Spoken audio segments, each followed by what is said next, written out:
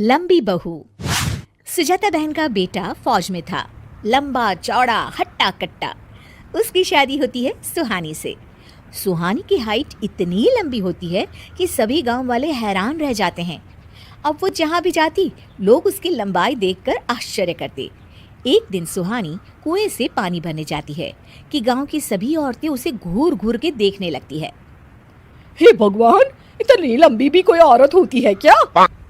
नहीं ना बहन, हमने तो नहीं देखी इतनी लंबी औरत। अरे कहीं ये कोई चुड़ैल वुड़ैल तो नहीं? हाँ, इतनी लंबी तो चुड़ैल ही होती है। तभी एक औरत उससे कहती है, अरे जरा अपने पैर तो दिखा, कहीं उल्टे तो नहीं है ना? सुहानी ये सब सुनकर परेशान हो जाती है और घर आकर रोने लगती है। तभी उसका पति उसके पास आता है और कहता है, अरे सुहानी, क्या हुआ? क्यों रो रही हो? यहाँ सब मेरी लंबाई का मजाक उड़ाते हैं। वो लोग मुझे चुड़ैल कहकर पुकार रहे थे। क्या मैं चुड़ैल लगती हूँ? सुहानी की बात सुनकर उसके पति को गुस्सा आ जाता है।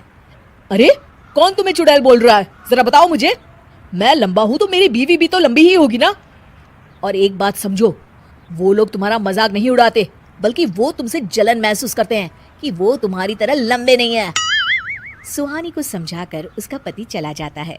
सुहानी भी थोड़े वक्त के लिए ठीक हो जाती है, लेकिन वो कहीं भी आने जाने से परहेज करने लगती है। एक दिन उसकी सास उसे कहती है, अरे सुहानी बेटा, जरा तैयार हो जा, आज काली के घर कीर्तन है ना, सभी को बुलाया है, खाना भी वहीं खाना है। नहीं माँ जी, मैं नहीं आऊंगी, मेरी तबीयत ठीक नहीं है, आप चली जाइए। सास सुहानी की बात सुनकर अकेले ही चली जाती है।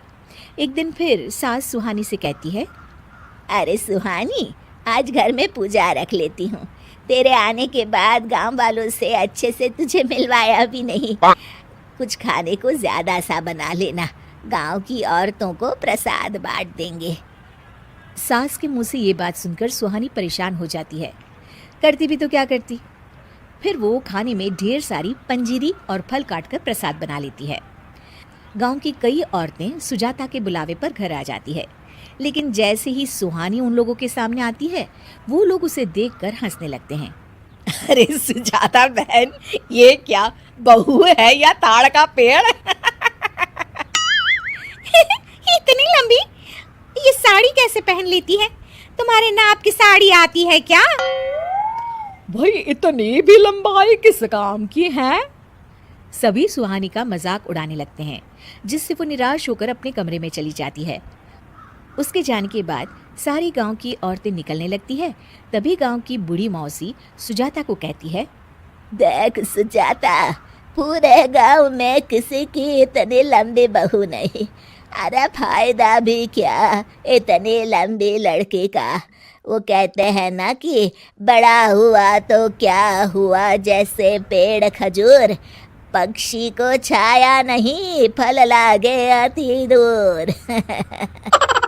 सुजाता सबकी बात सुनती है और उनके जाने के बाद सुहानी को पास बुलाती है। सुहानी बहू, मैं आज समझ गई कि तू कहीं भी जाने से क्यों कतराती थी, लेकिन परेशान ना हो बेटा। अब मेरा बेटा लंबा है तो मैं भी चाहती थी कि मेरी बहू लंबी हो। तू घर के काम मन लगा कर और ना लोगों की बातों को दिल पर मत ले, ठीक है बेटा? एक दिन गांव में हाहाकार मच जाता है। सुजाता बाहर निकलती है तो देखती है उस बूढ़ी मौसी के पोते को बंदर उठाकर एक खपड़ेल की छत पर रख देता है और भाग जाता है। बेचारा बच्चा एक ऐसी जगह अटका होता है जहां लोगों का हाथ भी नहीं पहुंच पा रहा है। बूढ़ी मौसी बच्चे को नीचे से देखकर रो रही होती है कि तभी वहां सुजाता अपनी लंबी बहू सुहानी के साथ आ जाती है। अरे मौसी, घबराओ मत, मैं अभी बच्चे को नीचे उतार देती हूँ। ये कहकर सुहानी बच्चे को लंबे हाथ कर छत से नीचे उतार देती है।